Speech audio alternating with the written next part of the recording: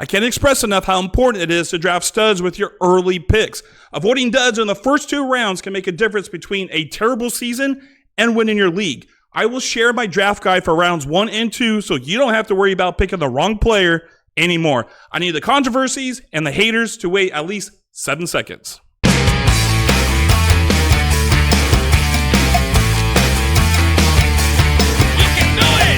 There might be some players excluded from the first 2 rounds that might surprise you. Some players are just too risky to become a dud, so I remove them from this draft strategy. Our focus here is volume, and I'll show you what I mean right now.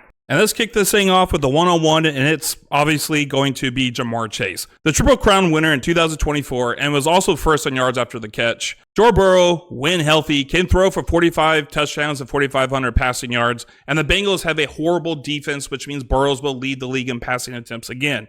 Chase is the only wide receiver with a ceiling of 50 points, and he has accomplished that feat 3 times. He averaged 10 targets a game and was tied 4th for end zone targets. Nothing this offseason has shown Ja'Marr Chase can't repeat, except the fact it's difficult to get the Triple Crown in back-to-back seasons. And at the 102, Saquon Barkley. Expect a regression after rushing for 2,000 yards. Yeah, I know, I get it. They won the Super Bowl because of their defense and running game. Offensive coordinator Kellen Moore left, but I can't see them changing the recipe. Their defense will be better, and they will continue to run the ball a lot. They ran the ball 58.1% of the time, and that was first in the league. Even if they do throw more, I don't see the Eagles outside top 7 in rushing attempts per play. I know the whole running backs don't produce or get hurt following a season with 375 touches. If people are so worried about that, then why is he still being drafted in the top 5? He is still running behind one of the best offensive lines in the league, and last year he was 3rd in explosive run percentage. He had the most 60, 50, 40, and 30-yard runs last season. In his last 34 games, he has exceeded his prediction points by 10%. I feel he is okay at number 2, but I understand if you want to draft Bijan Robinson as the first running back off the board. And speaking of Bijan Robinson, he needs to be drafted at the 103. He does a little bit of everything. He is a part of the 300 carries club and managed 61 receptions. He is a 3rd down back running behind an offensive line that had the highest yards before contact at 1.17, and he averaged a 3.03 yards after contact. He didn't have as many 15-plus runs as Jahmyr Gibbs or Saquon Barkley. He didn't even have a 40-yard run on the season. So you could take that information and think about how he's not set to regress, or he wasn't explosive last season. Michael Penix is a starter now, and the games that he started last year, Bijan averaged 27 PPR points. He was 3rd in red zone touches and had 10 goal line carries that turned into 15 total touchdowns between the red zone touches and the goal line carries. He will be 23 at the start of the season and hasn't missed a game yet. I do understand, though, why he could be picked before Saquon. And this might be the first controversy pick. CeeDee Lamb, 104, the 2nd wide receiver off the board. This feels like a 2023 Dallas Cowboys when they brought in Brian Schottenheimer as offensive coordinator and created the Texas Coast offense. That season, Lamb was wide receiver 1 in points per game at 23.7. He had 181 targets and 12 touchdowns. 2024 was a wash. Dak was hurt, and the play calling was a joke, though Lamb still averaged 10 targets a game. He was playing hurt with a backup quarterback, and they also rested him at the end of the year. But 2025, Schottenheimer is the new head coach. Dak will be healthy. They added George Pickens to relieve some of the pressure from Lamb, and they won't be able to run the ball. Plus, they have one of the hardest strength of schedules. And if their defense plays like last year, Dak will need to throw the ball a lot. And Lamb can play in the slot. With 2 games missed last season, he was top 15 in slot snaps. And playing in the slot is easy PPR points. The Cowboys might lead the league in passing attempts, which in the past led to Lamb being wide receiver 1. I love his opportunities this year.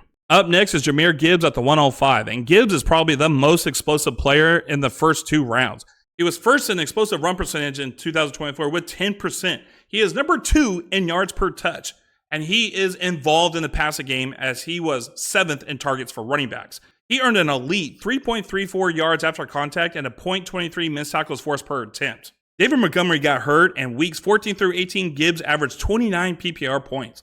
Leading up to week 14, Gibbs only had 3 games of 15 carries, From week 14 through 18, he had 15 or more carries 4 out of the last 5 games. This is why I have him as running back 3, as Gibbs is very efficient with the ball, but was 24th in snap share. If David Montgomery was to miss most of the season for some reason, Gibbs has the potential to break fantasy football. But he is put on a leash with Montgomery healthy. Plus, they lost our offensive coordinator and 2 offensive linemen during the offseason. So that running game and offensive line might look different. Justin Jefferson makes an appearance at 106. Jefferson has never been outside top 10 in points per game. With any quarterback he plays with, he earns targets. 4th in targets and 3rd in target share, 5th in red zone targets, and manage 6th best yards per route run. What I've seen over the years is Justin Jefferson is safe in the Kevin O'Connell system. When backup Nick Mullen started at the end of the 2023 season, Jefferson averaged 22 points per game. When Darnold finally broke out after 10 years, Jefferson averaged 18 points a game. Jefferson is quarterback proof in this system. I have him as wide receiver 3 because I think Lamb will get more targets and touchdowns this year due to the Cowboys' tough schedule, no running game, and weak defense. And here we go. This is probably going to be my first pick of my home league at the 7th spot, and it's going to be Puka Nacua at 107. Nacua averaged 0.21 receptions per route run and 0.3 targets per route run over the last 2 seasons, which both ranks the best among wide receivers. And he was 1st in yards per route run and 1st in fantasy points per route run. A lot of running, a lot of route running, but this guy can do it. He's a great route runner. His 37.1% target share last season was the highest among all wide receivers with at least 75 routes run in the last 19 years. His 3.56 yards per route run was 3rd best behind Steve Smith in 2008 and Tyreek Hill in 2023. He averaged 9.4 targets a game in 2023 and 9.6 in 2024. He literally took the crown away from Cooper Kupp last season and turned him into dust and dreams. Nacua's flaw is he doesn't score touchdowns. In 2023, Cooper Kupp was 9th in red zone targets and he missed 6 games, but Nacua still finished as wide receiver 4. Devontae Adams will play the Kupp role, and he has always dominated the red zone. I expect that to happen again. Nacua had 6 touchdowns his rookie year and 3 last year, and he still averaged 18 points per game. At the 108, you got to pick Malik Nabers. As a rookie, he earned 170 targets. He was targeted on 29% of his routes. That is ranked 1st for wide receivers with at least 355 routes run, which led to 11 targets per game. He was 1st in expected fantasy points per game at 23.8 as a rookie, even though he averaged 18 points per game, which ranked 6th for wide receivers. You can't blame Nabers for the 5-point differential because the Giants never scored in the red zone. They were ranked dead last at red zone touchdown rate at 43%. And the Giants wide receivers stayed the same. Wan'Dale Robinson, Jalen Hyatt, and Darius Slayton. There may be some sleep picks here, but in general, Nabers should dominate target share again. Earlier in the offseason, there was rumors of Matthew Stafford going to the Giants. I remember thinking, if that happens, Nabers automatically goes to wide receiver 2 off the board. But Giants signed Russell Wilson instead. Wilson has a history of not giving DK Metcalf or Doug Baldwin more than 145 targets a season, and Wilson loves to check down the ball. So Nabers getting 170 targets with Wilson as quarterback is challenging. With the high chance of Nabers losing targets, I can't draft him before Puka Nacua or Justin Jefferson. But Wilson has one of the best deep balls in the game, which can help Nabers with big touchdown plays. Next up is Devon Achane. What is your profession? And he should be going at the 109. This guy's rookie season, he led the NFL in yards per carry was 7.8, and rushing yards over expected was 2.75. And that is godlike numbers. For comparison, in 2024, Derrick Henry was 1st in yards per carry at 5.9, and his rushing yards over expected per attempt was 1.77. But then in 2024, the Dolphins' running game sucked, so Achane got his points in receiving. He was 2nd in targets, 1st in receptions, and 1st in receiving yards, and number 1 in design targets per game. Achane is just getting started, but his fate is tied with Tua. A tweet from Wolf Roto Street, Achane has played 22 full games with Tua. He has hit 20-plus fantasy points in 13 of 22 games, that's 60%, and scored 23 career touchdowns in these games. Last season, in 11 games played with Tua, Achane averaged 22 points per game, 6 receptions, 48 receiving yards, and 56 rushing yards with a touchdown. The 6 games without Tua, he averaged 8 points per game.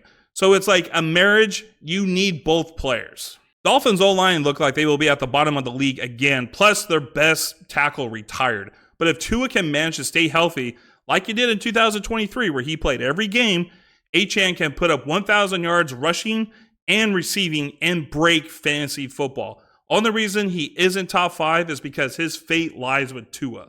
I'm looking around and I still don't see Christian McCaffrey, but hey, I see Nico Collins at the 110.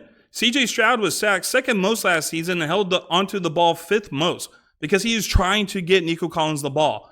Even with the bad line, Collins was targeted downfield 1.5 times a game. If Collins would have played a full season, he would have been top 5. The last 2 seasons, he has a combined average of 15 yards per reception.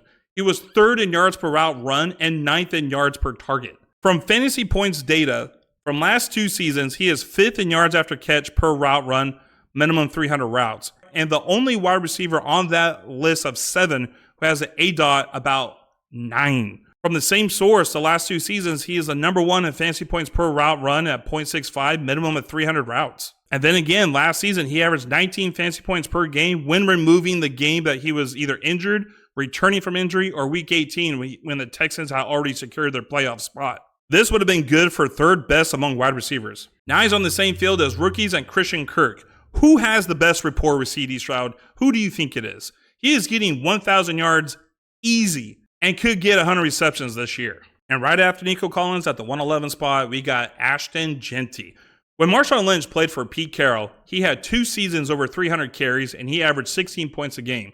When Chip Kelly was the coach for the Eagles, LaShawn McCoy led the league in rushing. Win, lose, or draw, Kelly's offense will be top 10 in rushing how it is every year. Jeanty's 6.19 yards after contact and 0.46 missed tackles forced per carry just aren't the best figures in this class.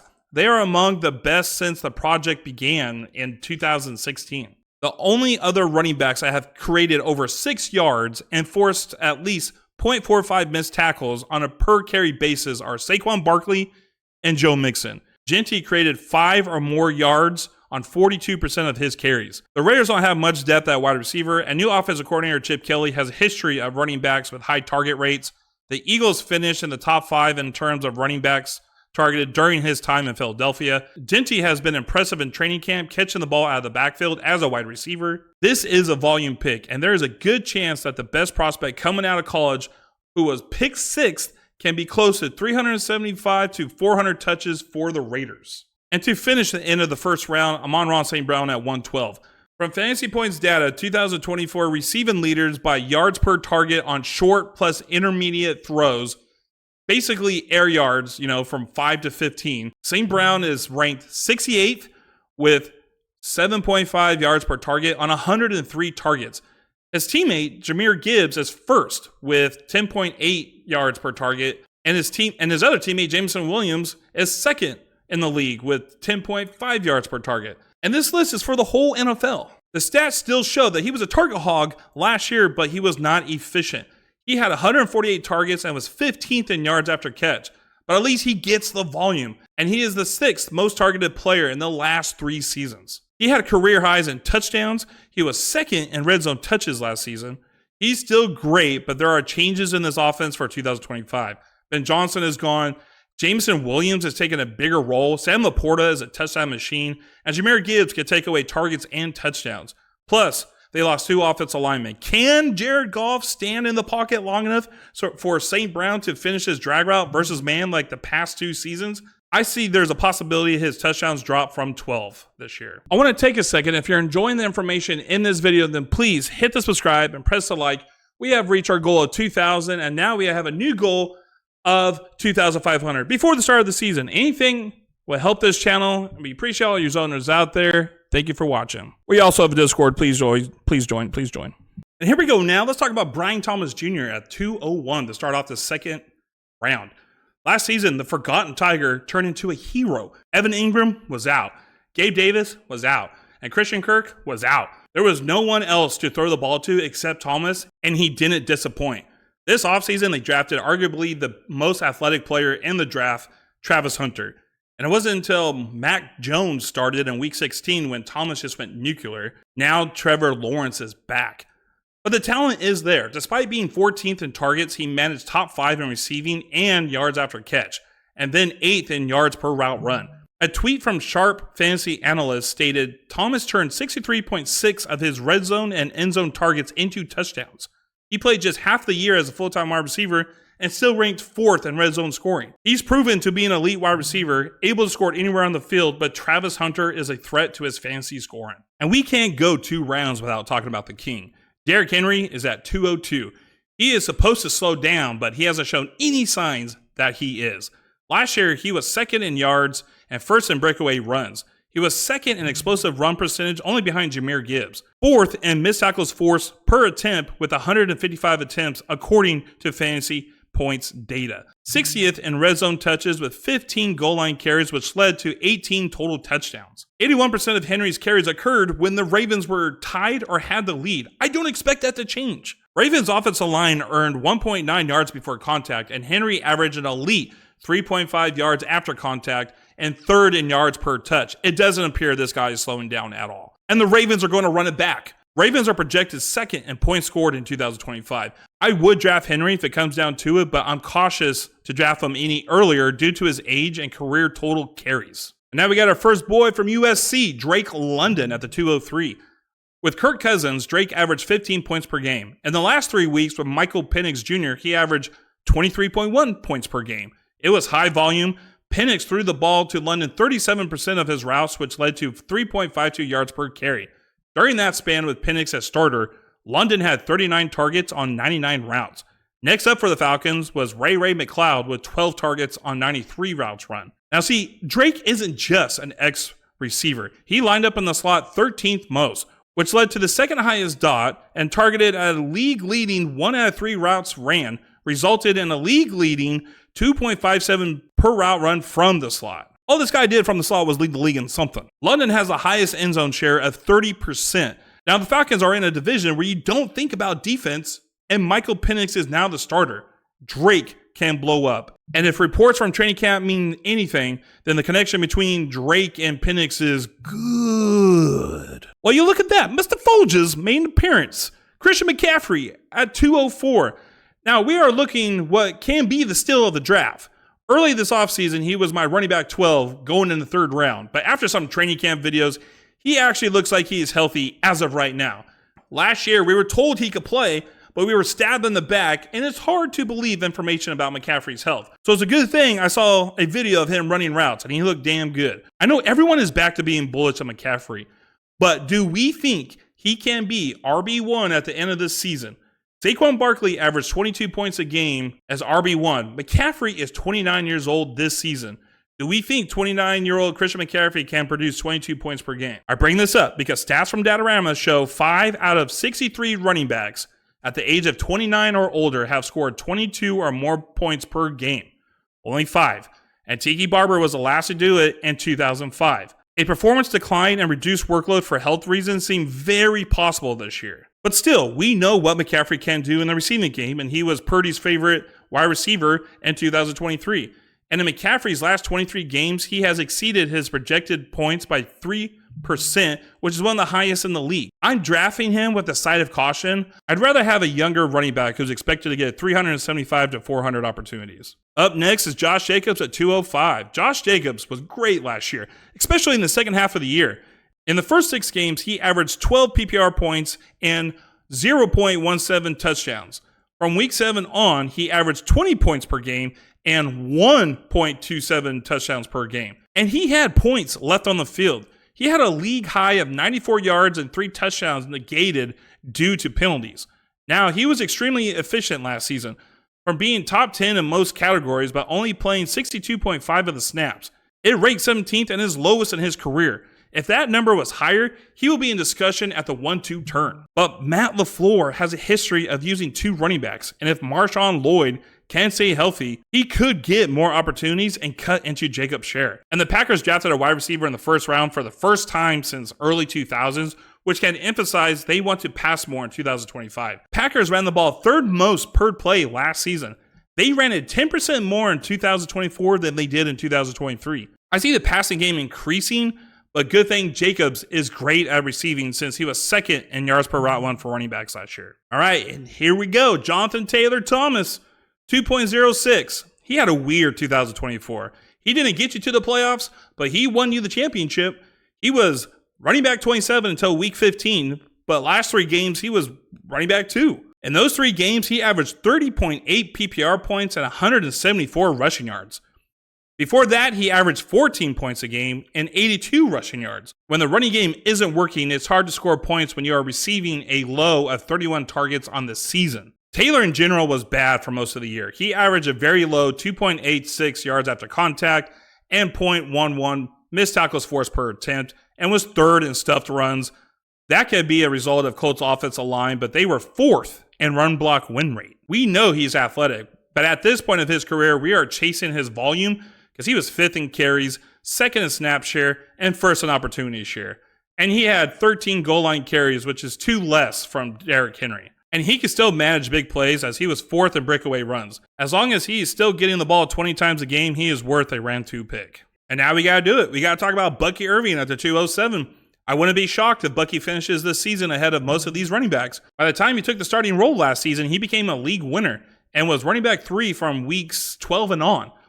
In the last 7 games, he averaged 18 points per game, 30 receiving yards, and 90 rushing yards. In the weeks prior, he averaged 11 points per game, 18 receiving yards, and 49 rushing yards. And PPF stated that he averaged a 0.29 avoided tackles per attempt and 0.096 avoided tackles per route run, which were both the best among running backs last season. He also led the league in yards after contact per attempt at 4.03, and the percentage of his carries that gain at least 30 yards at 3.4%. He runs behind a top 5 offensive line that earns a 1.01 yards before contact, which is 6th best. In weeks 12 and on, he averaged 1.9 designed targets per game, which is top 5. And he was also 5th in the season in explosive run percentage. He started to earn more volume as the season went along. So when he earned more than 10 rushing attempts in a game, his average was 20 points per game and 128 yards per game. But that is why I have him 19th off the board. White is still in the backfield and is expected to have a big role this season again. White isn't a great runner, but he is a great receiving back. Irving had 47 receptions last year, and that can either go up or down depending on Rachaad White. And Bucky has the hardest strength of schedule for running backs. And now we got our second Bengal, Chase Brown at 208. I am all in on the Bengals this season with a healthy Joe Burrow. Bengals are going to score a lot of points because their defense is expected to be bad. Joe Burrow will throw a lot, and Brown is a receiving back who gets carries. For the season, his snap share was 11th best, but stats from PPR Fantasy Tips show by the time he was getting a 80% snap share starting in week 9, he had 83% of rush attempt share, first for running backs during that span, 62% route participation, second for running backs during that span, and 12.5% target share, tied for 5th for running backs during that span. He became a vocal point of the offense. And offensive coordinator Dan Pitcher reported Brown would be the vocal point again in 2025 and compared him to Austin Eckler. And Brown was listed top 5 for comparing expected versus actual touchdowns, along with Trey McBride and George Pickens. So there's a possibility he can increase his 2024 touchdown total of 11, which is crazy to even think about. But then again, his touchdown rate was 3.9%, which is close to league average for running backs. Now we have Omarion Hampton at 209. Hampton was considered the second best running back out of college. 5.08 yards per carry. Hampton averaged 4.1 missed tackles forced per carry. That was 4th best in the rookie class. Exactly 90% of his missed tackles were due to him running through or past a defender. He was drafted to a team who would run the ball a lot with Greg Roman as offensive coordinator and a decent offensive line even with Slater out for the season. But they signed Najee Harris, who isn't a flashy runner but averaged over 1,000 yards, 11.7 points per game, and 255 touches.